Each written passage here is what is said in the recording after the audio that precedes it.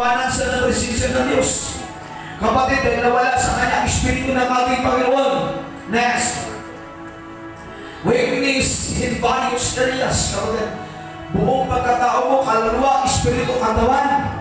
Kapatid, ay panghinaan ka. Kaya nga, napakadelikado po. Kapag i-involve talaga natin ang ating sarili sa kasalanan, kapag i-involve natin ang sarili sa kasamaan, all aspect na, kapatid, sa buhay natin, ay sasakupin talaga ng kahinaan.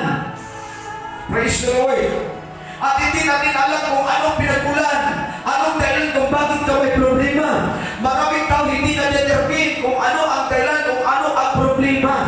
Kaya kapatid, hallelujah, kaya napakaraming tao, kapatid, na talagang hindi alam kung sino ang alang malapitan, hindi alam kung sino ang alang matawagan, hindi alam kung sino, kapatid, ang makatulong sa kanila. Kaya ang choice na lang nila, magpakamatay, magpaktiwakal na lang. Dahil wala, iniisip nila, wala nang solusyon ang problema. Wala nang pag-asa, kapatid, yung kailang pinaharap. Dahil nasakop na sila ng buong kainahan. Wala na silang natirang pag-asa, wala na silang nakitang liwanag.